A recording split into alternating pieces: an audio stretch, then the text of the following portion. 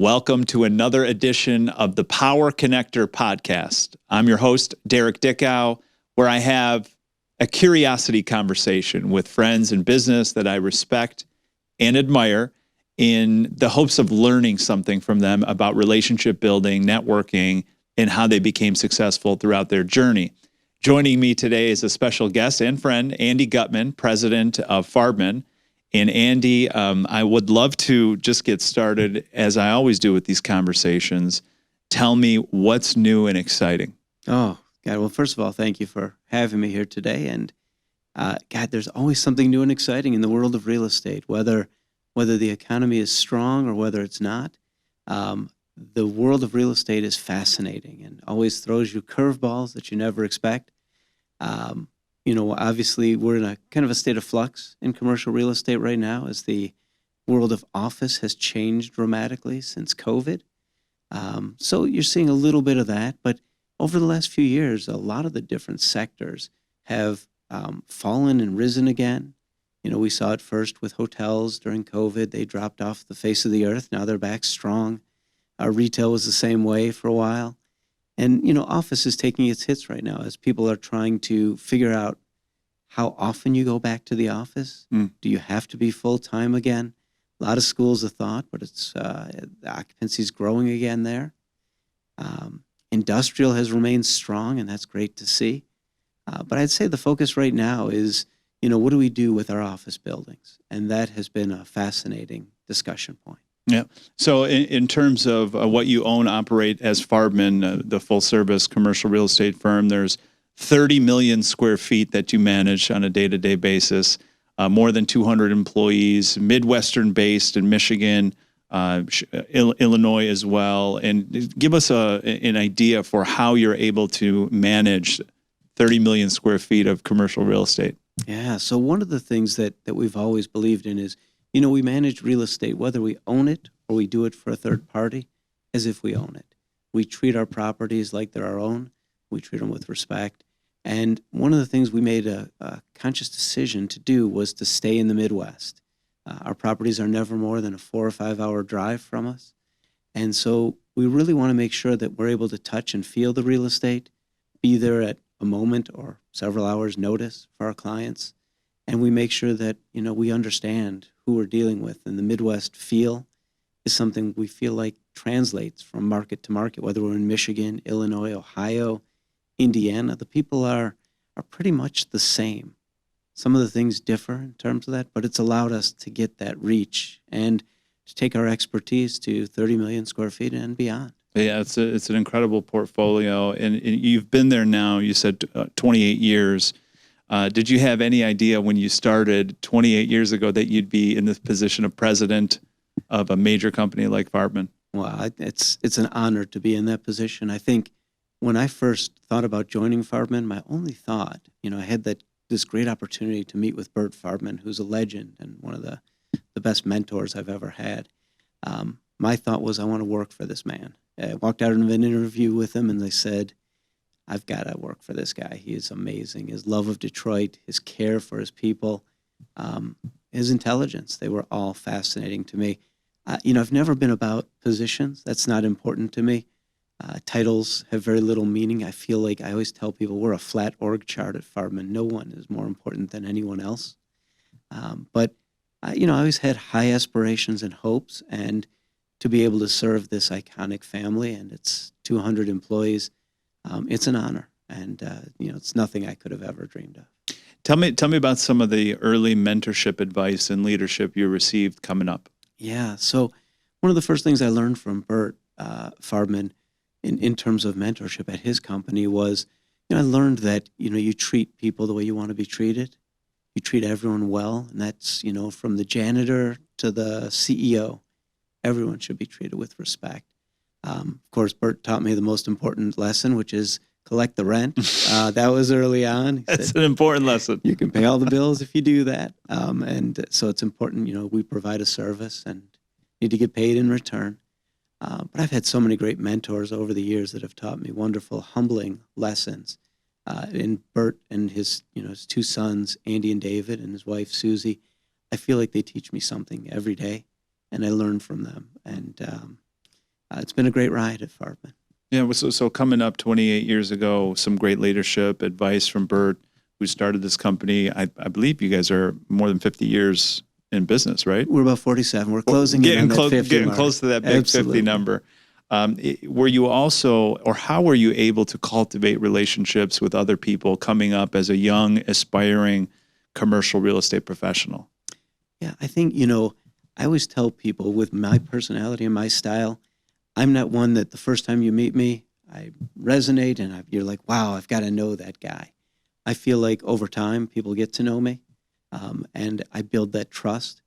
But I feel like the relationships I've built over the years have really been about earning the trust of the people, knowing that I'm going to be thoughtful in my approach. I always operate from a lesson my grandfather taught me, which is, you have 2 ears and 1 mouth, and you should use them accordingly. Mm. So I tend to listen more than I talk. This is the most I think you'll ever hear me speak. But I feel like that's important. There's so many people vying for the microphone that want to speak, that, when I get to know people, it's over time and it's building that trust little by little. I want them to feel like they can trust in the honor and integrity that I bring to everything, as opposed to a salesy approach to things. I'm not flashy. I'm pretty low key. And those are things that I've learned over the years is humility, and, making people feel important because they all are. So early on in your career, you would just show up to community-related events, professional organization, business events, and you meet people once, I see them again another quarter from now or maybe another year from now. And for you, that was your strategy, was just to have presence at these types of events to help build your personal brand within Farbman? Yeah, back when I started, no one really thought about that. I mean, I think it's something that you've got all of our minds thinking about, is that personal brand. I was really thinking about just cultivating relationships, being a hard worker, and trying to show that off. And to me, it was really about earning the respect of people, not through my words, but through my actions. So I was never really a great networker. I've always been a bit of an introvert. So I kind of feel like over time people get to know me.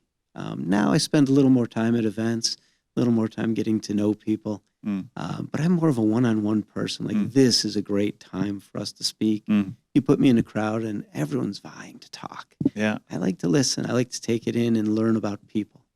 And to me, that's how I get to know them and how they get to know me. It's just through, conversation, never forced.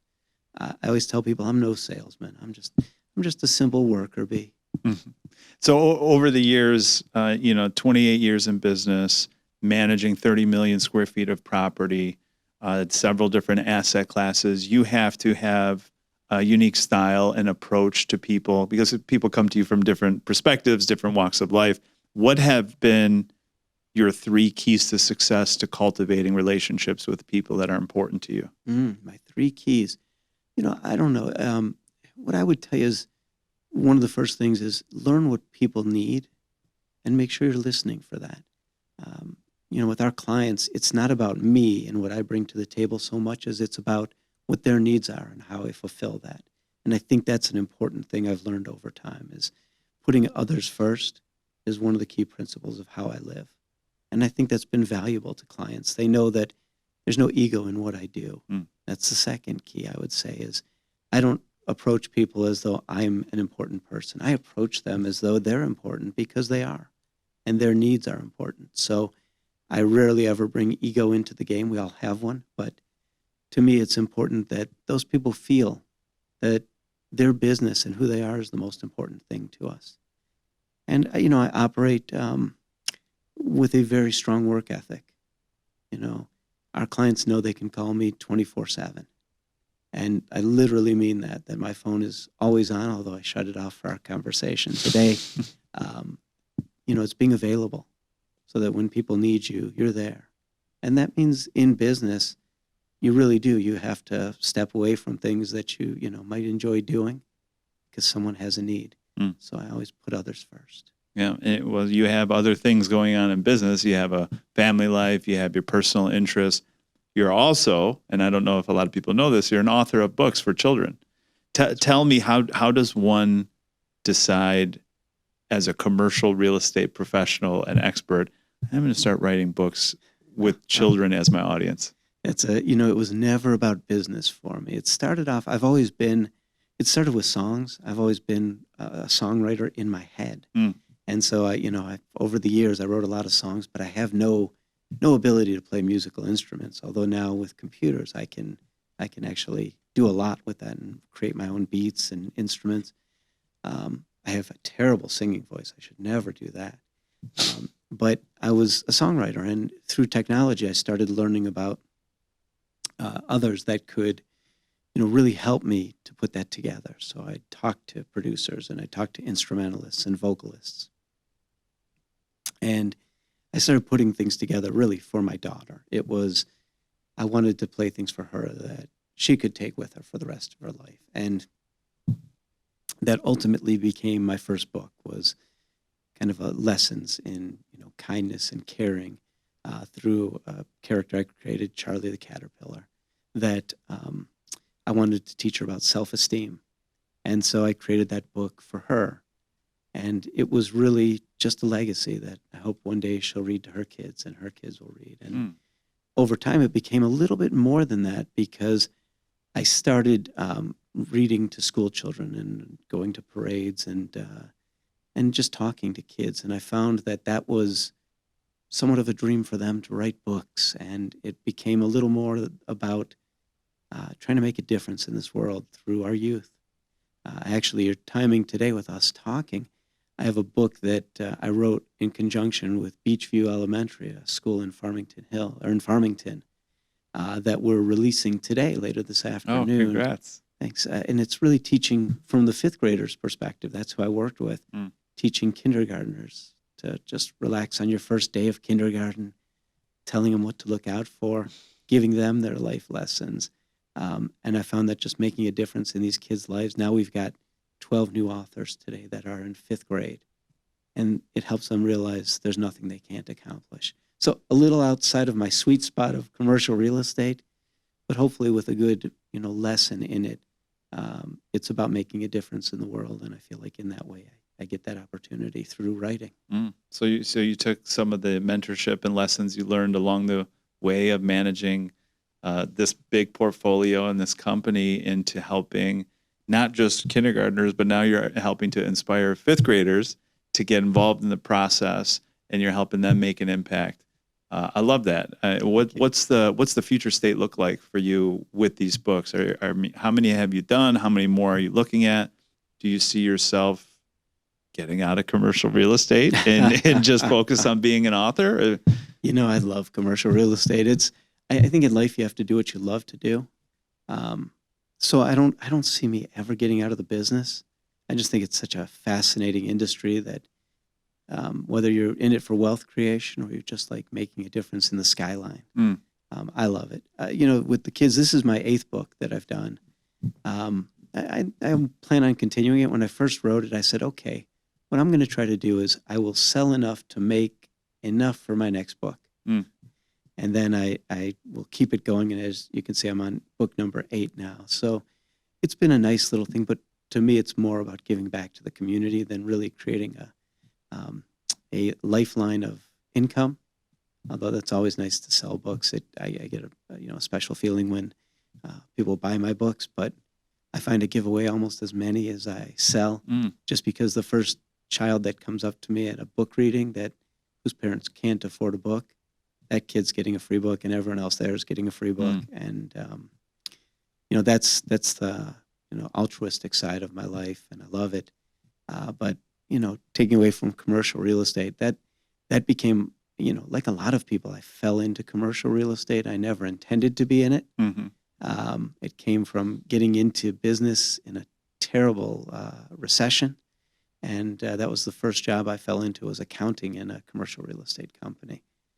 And I found I love commercial real estate. I didn't love accounting as much. Great basis for knowing things. But, to me, I think people always talk about retiring one day. And, to me, I don't live my life for retirement. I live my life for today and tomorrow. And I'm not building something up so one day I can walk away from it. I'm building it up so I can continue to enjoy it throughout life. And like, when you find something you love to do, it's not a job anymore. It's part of your life. It's interwoven into everything you do. It becomes a mission. It becomes a mission, like what you're doing here. Yeah. Tell me early on when you started, and this can be regarding the books and the creation of these ideas, or it can be in your real estate career. But tell me, it's not always easy to do what you do, or to create anything, or to be a leader. So, what were some of the earlier sacrifices like for you? Yeah, I think becoming a leader. I didn't set out to be a leader per se. I like learning leadership, and I try to learn something every day. But I think the thing you learn, a leader really is a problem solver. And I love that aspect of things. But early on, everyone wants to be in charge, but not necessarily want to deal with the tough tasks. And I think what you find in life is if you are built to problem solve, and if you don't mind being the first one, I call it, running toward the fire. If you don't mind being the one to do that, and that gives you energy, then you're intended to be a leader. But I wanted to be someone that, when there were problems, I wanted to be the first one in the fire and, solving those issues. And that's one of the things I learned early on was if you can tackle those while everyone else is running away from the fire, you're meant to be a leader. But that's not an easy thing to do. People want to be in charge, but then the big issues hit. Because, in business, there's not a day that goes by that there's, that's problem free. Every day you're facing some challenge. And that can weigh on you. Early in my career, those things I'd take them home at night, and I'd lose sleep over problems like, how am I going to solve this issue? And what I found over time is there's a solution for every problem, and you just have to look at it like that.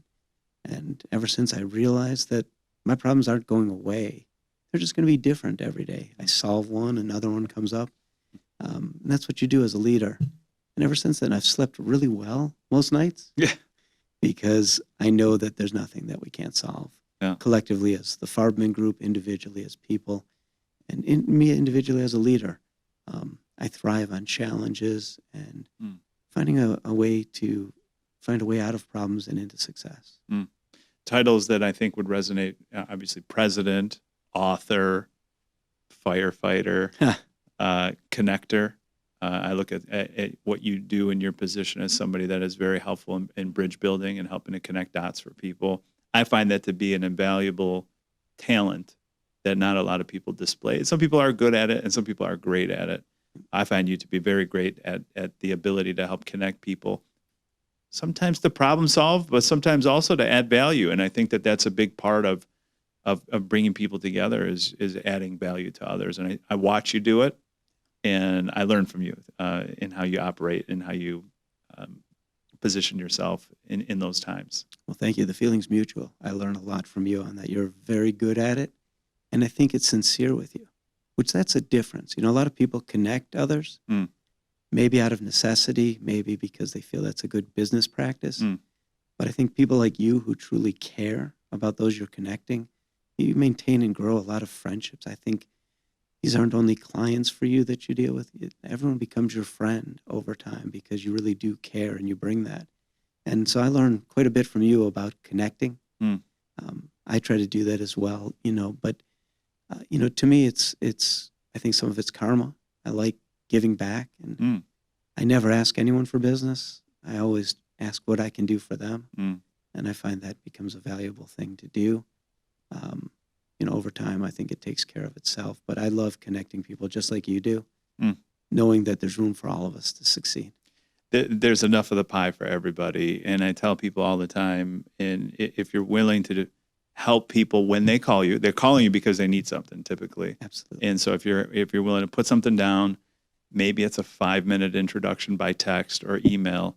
And if you're willing to do that without any expectation, I think you do develop this great energy around you and this aura of, okay, I'm a helper, I'm a giver, and what can I do to serve others? And then business does come from it. We like that. We like more of it because we can find other uses for it.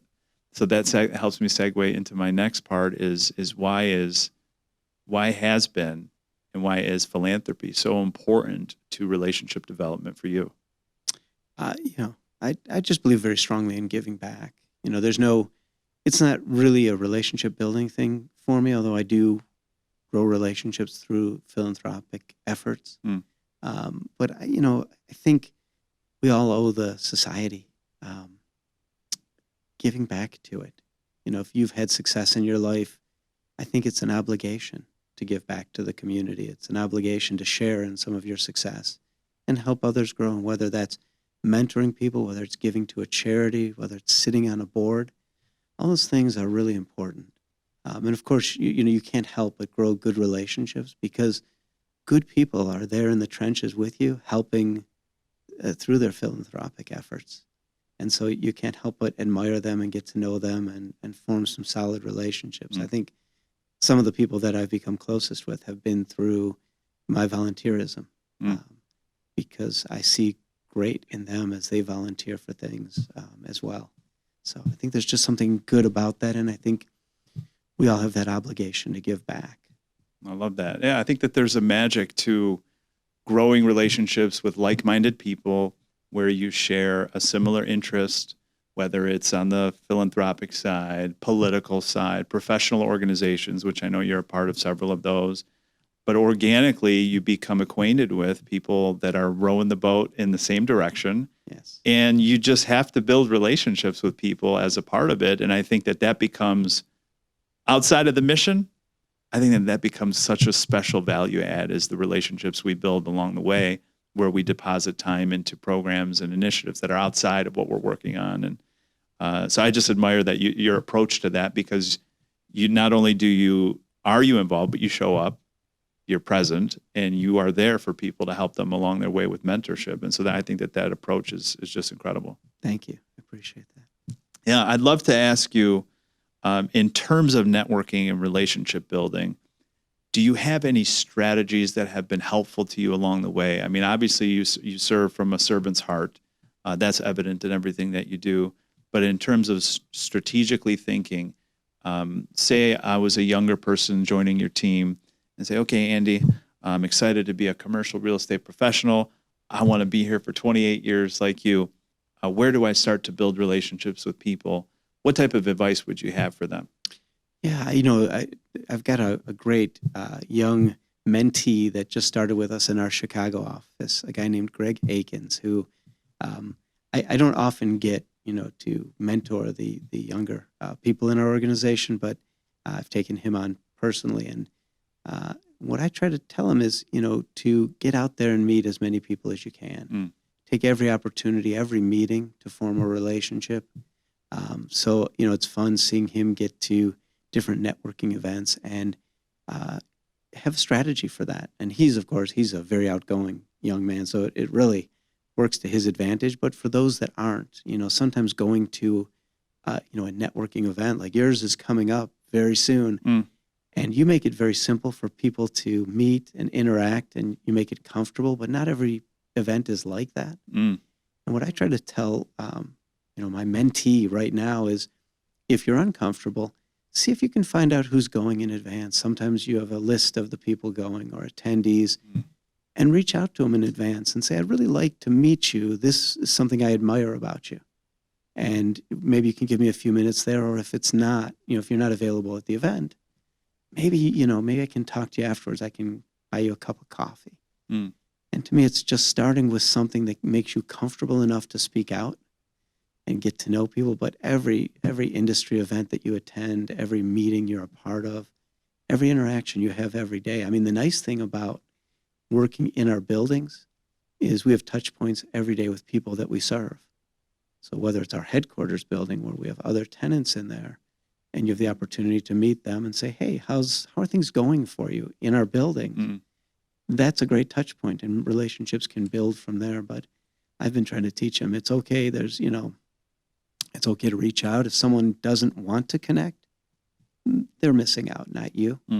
But get comfortable in your own skin, feel good about yourself, and that will help you connect to people without that nervousness or embarrassment. No, I think that's fantastic advice. Researching a little bit in advance, getting a hold of the attendee list. Sometimes I'll even suggest to people, contact the organizer of the event. There's somebody, sometimes just stand next to them, Absolutely. right? They're at the event, they're shaking hands, they're welcoming people. And just by way of you standing there strategically, they're going to say, oh, by the way, this is Chris Aiken, right? Greg. Yeah. Yes. Absolutely. Yeah. So Chris getting a little shout out here, which is great. But I'd like you to meet Chris. He's new. Yeah. He's just getting started. He's with Farbman, and allow me to introduce you. Absolutely. So I appreciate that you're advising people to do the same, because I think that it's a small step, but you want people to get in the habit of repeating that consistently, because over time, eventually, they're going to be the one that people are calling and saying, hey, I'd like to get a couple minutes of your time. Absolutely. They might have to put in 28 years, but that's part of paying their due, right? That's part of having brand presence and being involved in organizations, taking an active role. So we talked about books that you have authored. Are you reading anything that's interesting to us that we can learn from in leadership or relationship development, or a podcast that you're listening to? Yeah, I'd love it if I told you that I have so much time to read these days, but it's been a busy few months with a lot of things going on. But I'm a big fan of the Patrick Lencioni books. The 5 Dysfunctions of a Team is one that I teach our team all the time. But when it comes down to authors, there's always some new great business book to read, and I'm a big fan of giving those out. We actually have a library at our office where people can check out books. A lot of them are the business books that we all admire, and our leadership team every month has a new book to read. So we're always constantly trying to educate ourselves and make ourselves stronger. But when it comes down to recommendations, any of the Patrick Lencioni books are among the best that I've ever read, and they bring about some of the feelings that I believe in, servant leadership, putting your ego, behind you, underneath what you're doing, and putting people first.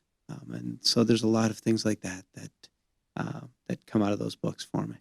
So does your team, you actually have, would you call it a book club? Well, we do, from time to time, we do have a book club in our organization as well. But we have our leadership team, which is kind of our tier. There's our executive team, and then our leadership team, which is, filled with all the supervisors and leaders of the organization. And we meet every other week and talk about, our goals for the next few weeks. And as part of that, we have homework assignments where one of us will pick out a book, and the group has to read it, and then we have a conversation about what we learned from it. And so there's always some new book that's in there. I wouldn't call us a book club per se, but we read enough every year where we probably could be a book club. Yeah, and it's about growing our leaders and making sure that we're learning something new. I love that, and I love the fact that you're building a little community around it, and everybody kind of has an opportunity to share this. I've heard about this. We should all, get together, read, but also, and more importantly, is trade notes afterwards, right? Absolutely. I was reading somewhere that when you read a chapter of every book, you're supposed to sit down, pull out a notepad and pen, and what are the couple different action items that you're going to take after that. I don't do that every time. I should. I think that would be an important way to get the knowledge from it, but also apply it, which is an important part of reading. No, that's a great idea. Absolutely. I like that. Yeah. So we talked about Bert's mentorship, the advice that you received at a young age when you were just starting out.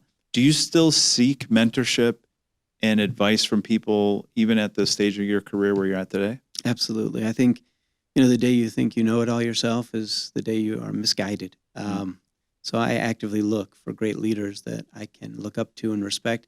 Some are just, role models for me that I look to and I go, wow, I want to be a leader like that. Others, are people that I seek out, that, you're never too old to be mentored, and seek their advice on things or seek their input. One of the things that I do for Farbman Group is I bring in, we have a mentor program called Farbman Guides. And we pair up mentors and mentees, and we bring in great leaders to come and talk to our group. And they come in and share their wisdom. And I always learn something from that. Our last person we had was Wayne County CEO Warren Evans.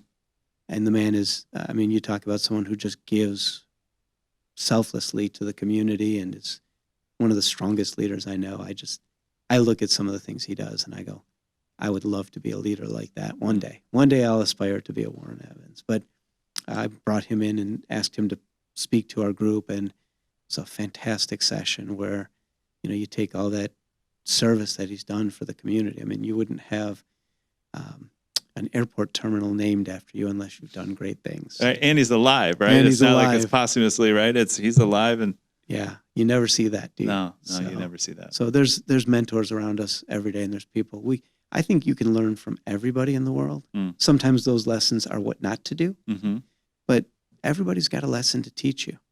And so I try to keep my ears open for that. Do you have a specific method or strategy for reaching high-level mentors? I mean, at your stage, I could imagine you have some people on your list that you'd like to learn from that are, running Fortune 500 companies or billionaires or people that are very busy. Yeah. How do you capture the attention of very successful people to, become a mentee of theirs? One thing I've learned over time, and I think some of that I've learned through what you've taught us about networking, but I've learned that I just fearlessly reach out to anyone these days. I have no, I have no fear in saying, oh, well, that person is a Fortune 500 CEO. Why would they take my call? I think, it's got to be flattering to them to hear from anyone about what they do. But I just reach out these days, and if they want to respond, great. If not, I move on to the next thing. But I find most people, want to feel appreciated, and they like hearing that, they've got something they can teach you or that you feel like they do. And I found people are very open, more so than you would imagine if you just reach out. There's too many times it's kind of like dating in your early life, that beautiful woman that you'd wanted to ask out, you didn't ask out because there's got to be a lot of guys pursuing her. I think in some ways, no different with an important CEO. Probably not enough people reach out to them and tell them the effect that they have and what you want to learn from them, and they're flattered by that. And a lot of times they'll open their their doors and their hearts and give you a little bit of their time. Yeah, I couldn't agree more. I have found that successful people are more than willing to share with you a few nuggets of information, some insight, as long as you approach them from the lens of not wasting their time. Absolutely. They will give you 10 minutes. They will give you 15. Some of them might even give you a coffee meeting, right, early in the morning at 7 a.m. They're not going to give you lunch. They're not going to give you dinner. But if you call with a specific ask, and if you preface it by saying, I did some research on you, I have this thought, I think that you're the right person that could help me answer this question or might provide some insight or wisdom. Do you have 5 minutes? I mean, who would say no to that? Right. That's the mentality that I approach. It's a great approach with very successful people. And then it is nice. It is a compliment when people will say to you, "I need your advice on something. Sure. I need some information. Can you help me out here?" And I know you have always been an open door with people that are not only on your team but people that are outside, especially with me. And so it's nice to see that. It's nice to learn that others appreciate doing it, because we're often, and I say this to people all the time, we're often on an island in our space, and we do need the support of others to get where we need to be. Absolutely. And have you found that to be helpful in your development over the years? Absolutely. No one knows everything, and that's if you come at things like, oh my God, I'm supposed to know everything, you're not opening yourself up to learning. Every day I learn, and there's something to learn from the person whose first day it is, because they've got a fresh set of eyes, just as there's something to learn from someone who's got 40 years in a business. We all have something to learn and something to teach. And I think if you just come at things with an open mind and not assume you know it all, you can learn every day. Yeah. And I mean, I tell people often, I go to sleep at night reminding myself how little I know. Yeah. And sometimes it's frustrating because I want to know more, but there's only so much time in the day. Yeah. And there's only so much that we can get accomplished. But I love the approach. And I love that you bring people from your team, you bring outside folks, and you bring in leaders that you admire and that you've learned from, in the hopes that people that are maybe juniors, but maybe they're at a certain position in their career where they can benefit from hearing an outside perspective. And you call that the Farbman Farbman Guides. Farbman Guides. I'm going to at some point leverage that into Yeah. something else that I hope you'll be a part of. But I think that the idea of bringing people together and surrounding them with people that are smarter in some area that they've achieved success in, I think that there's a tremendous amount of value to that. Well, maybe we'll ask you to come in one of these days when you have a free few minutes, and there's a lot our people could learn from what you've accomplished. No, I appreciate that. I'm learning every day on this subject of networking and relationship building. And I do need to say formally to you, and then we got the cameras rolling here, but in March of 2017, you invited me to speak to your team about the art of networking. And at that point, for me, it was purely application. I had only known about it because that's what I did. That's what I found what worked. Absolutely. And then you said, yeah, take 60 minutes to do it. I remember that very vividly. And I said, Andy, I don't think I can do this unless I pour my heart and soul into it. So we did. I did. And, I read and I learned from others, and I learn every single day. But what you experienced that day in 2017 has opened a window for me in my career that I maybe had an inkling was possible, but never till that point, it was never even an idea that I furthered. So I have to say thank you to you, because that has opened up so many doors for me.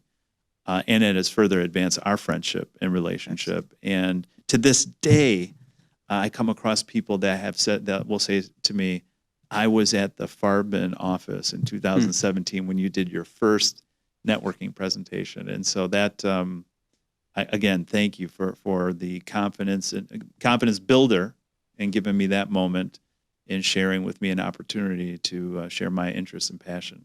Well, I'll tell you, it was purely selfish. We got the best part of the deal. You did a fantastic job, and you did it for us and our clients, and people loved it. I still hear to this day as well what a great networking session it was, and how people really admired what you did. No one would have known that was your first time. That was my first time. I think that in business, we are so talented and good at what we do, whether we analyze deals, whether, building leaders, but sometimes we can neglect the most important part of business, which is building people and building relationships. And I think you do it so well, and it's so core to what you do, and people can learn from that. And that's is an important part of why I wanted to have you in today, to talk about that and to talk about how people can benefit from thinking outside themselves and thinking about putting others first. And I know that it's a big part of what has led to your success. It's such an honor to be here with you today. I appreciate that. Yeah. Well, thank you, Andy. I'll wrap it up with this. If you could give, I know we talked about Chris, and this is his fourth or fifth shout out in this. So he'll have to listen to this podcast, right? But let's move on to someone that's outside of Farbman. Someone that's listening in on this conversation. They could pick this up 3 weeks from now, 3 months, 3 years, God willing. They find it and they say, this is the piece of information I needed from Andy in order to do X. What type of advice, or what is the advice that you'd give to the next generation of leaders? Boy, that's a good question. That's a lot of pressure to put that nugget out there of, good advice. For me, what's helped me be successful in my career is hard work. I think that's sometimes missing these days. We're very focused on work-life balance, which I think is important, but, digging in when you're early in your career and really trying to put in your 10,000 hours so that you can be an expert in whatever you're trying to do. It's an underrated capability. And I think people, if they did that, there's a whole lot that they could become experts in early on. I believe in, operating with humility. Put your ego aside in everything you do. The minute your ego is doing your talking for you is the minute you've lost out. Because there's never a time that your ego, and that's different than confidence. I believe in being confident in yourself. And that's, another piece of advice that I would give people is, when you're starting out, even if it's your first day at work, you have something to contribute. And there's no reason you should listen and learn, but also bring what you brought to the table. If you were just hired at a company, that company hired you for a reason. They saw something great in you. And so, if you're starting out and You're saying, oh, I better not say anything until I learn everything. You can inject your knowledge or even new ideas, because so much of what, we go through, we sometimes don't have that fresh set of eyes anymore. And bring in someone with no bad habits, no habits at all. You can be that person who brings a new idea to the table. So what if someone says, it's not a good idea, or they don't like it? Keep bringing that, because there's value in your ideas. It may not be today, but it's worth that. So those are a few pieces of advice I would give people. I love it. Be confident in yourself. Speak up when you got the time, when you get the opportunity, and just have an amazing work ethic in what you do. Work ethic solves a lot of the problems of the world. You keep working on an issue, you can work your way out of it. But Well, I appreciate the conversation today. This was great. I know we'll have to do it again. Things change, office changes, markets change, conditions change. I have found that in any type of economic uncertainty, and there has been a ton of that over the last several years, that's when we need to rely on our relationships most. And so as you and I continue to take an intentional approach on helping others, hopefully this message can come across and people can gather one or two ideas to help them propel their career as they move towards relationship building, becoming a president of their company someday, and accomplishing all that life has to offer, making a difference in helping children, helping to inspire fifth graders to help with kindergarten. I mean, it's just a great story. And maybe you'll come back and say, I started picking up an instrument, and this is not another thing that I do. You never know. Yeah, you never know. Well, this has been a fantastic conversation with my dear friend, Andy Gutman, president of Farbman, talking about relationship building, his keys to success, and his experience in commercial real estate. We thank you for joining another episode of the Power Connector podcast. I'm Derek Dickow, and I'll see you soon.